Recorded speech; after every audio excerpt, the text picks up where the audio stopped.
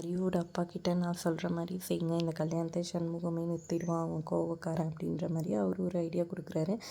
Super idea, இதை வச்சு நான் கல்யாணத்தை நிறுத்துறேன்னு சொல்லிட்டு அவர் வீட்டுக்கு போகிறாரு. வீட்டுக்கு போனால் இங்கே பத்திரிக்கை கொடுக்கறதுக்கு சண்முகமும் பரணியும் வந்திருக்காங்க.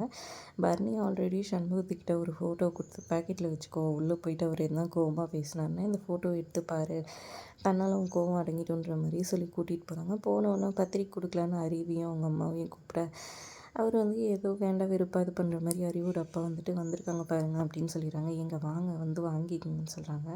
ஆமாம், நீங்கள் பாட்டுக்கு பத்திரிக்கை கொண்டு வந்து நீட்டுறீங்க, அதுக்கு முன்னாடி பேச வேண்டியதெல்லாம் பேசணும்லன்னு சொல்கிறாங்க. என்ன பேசணும்னு சொல்லி கேட்க, என்ன போட போகிறீங்க, அவளுக்கு இவ்வளோ நகை போட போகிறீங்களா, என் பையனுக்கு என்ன வாங்கி கொடுக்க போகிறீங்கன்னு கேட்க, அறிவு அதெல்லாம் எனக்கு எதுவும் தேவையில்லப்பா, அமைதியாக இருப்பான்னு சொல்கிறாங்க. டேய் நீ அமைதியாகிறா, எங்களுக்குன்னு ஒரு கௌரவம் இருக்குல்ல சொல்கிறாங்க. எனக்கு வைரம் மோதிரம் போடணும், எனக்கும் என் பையனுக்கும் பச்சைக்கல் வச்சது, சிகப்பு கல் வச்சது, அப்புறம் என் பையனுக்கு கார் வாங்கி கொடுக்கணும், அது இதுன்னு சொல்ல அறிவு அதெல்லாம் வேணாம் அமைதியாக இருக்கணும்ப்பான்னு சொல்கிறாங்க. டேய் நீ அமைதியாகிறான்னு சொல்கிறாங்க. சரிங்க சார், வேறு என்ன வேணும்னு சொல்லுங்கள், நான் எல்லாத்தையும் பண்ணுறேன்னு சொல்லிட்டு இருக்காங்க.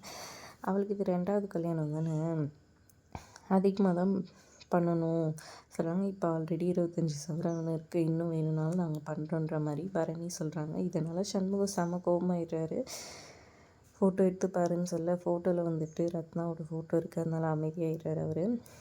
அப்புறமா சரிங்க சார், நான் கல்யாண ஏற்பாடெல்லாம் பார்க்குறோம், உங்களுக்கு நீங்கள் கேட்டதெல்லாம் செய்கிறோன்னு சொல்லிவிட்டு அங்கேருந்து பரணி கூட்டிகிட்டு வந்தாங்க. பார்த்தியாடா, இதுக்காக தான் நான் சொன்னேன் நீ வா அப்படின்னு சொல்லி பரணி கூட்டிகிட்டு போயிடுறாங்க.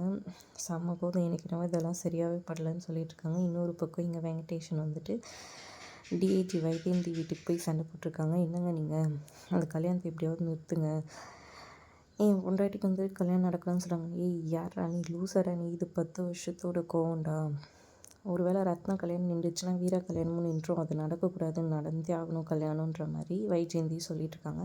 முடியவே முடியாது, அவர் இது பண்ண கரெக்டாக சண்முகமும் வர்ணியும் வர்றது தெரிஞ்சு இவனை கொண்டு போய் உள்ளே அடிச்சு வைங்க, சத்தமே வரக்கூடாதுன்னு சொல்லிடுறாங்க. அப்புறம் இவங்க வீராவும் கூடவே வராங்க. இவங்கெல்லாம் டென்ஷனாக இருக்கிறத பற்றி என்னாச்சு, ஏதாவது பிரச்சனையான்னு சண்முகம் பரணியும் கேட்க, அதெல்லாம் ஒன்றும் இல்லைன்னு சொல்லிடுறாங்க. அப்புறம் பத்திரிக்கை வாங்கிக்கிறாங்க.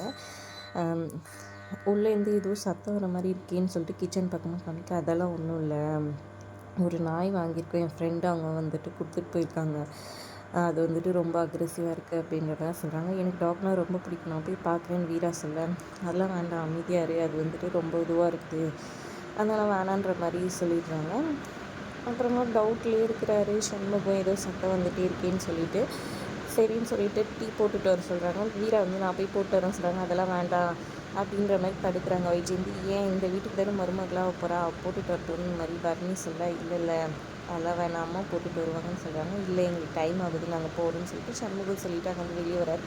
எனக்கு என்னமோ ஏதோ சந்தேகமாக இருக்குல்ல, எதுவும் சத்தம் வந்துச்சுன்ற மாதிரி பரணிக்கிட்ட சண்முகம் வெளியே வரும்போது சொல்லிட்டு வர்றாரு. இன்னொரு பக்கம் இங்கே வெங்கடேஷன் கூப்பிட்டு, டே இவனுக்கு அவ்வளோதான் சொல்லிவிட்டு இந்த கல்யாணம் நடந்தே ஆகும், நீ ஏதாவது பிரச்சனை பண்ணால் உனக்கு அவ்வளோதான்னு சொல்லிட்டு வைஜெயந்தி கோபமாக பேசிகிட்டு இருக்காங்க. அதோட எபிசோட் முடியுது. தேங்க்ஸ் ஃபார் வாட்சிங்.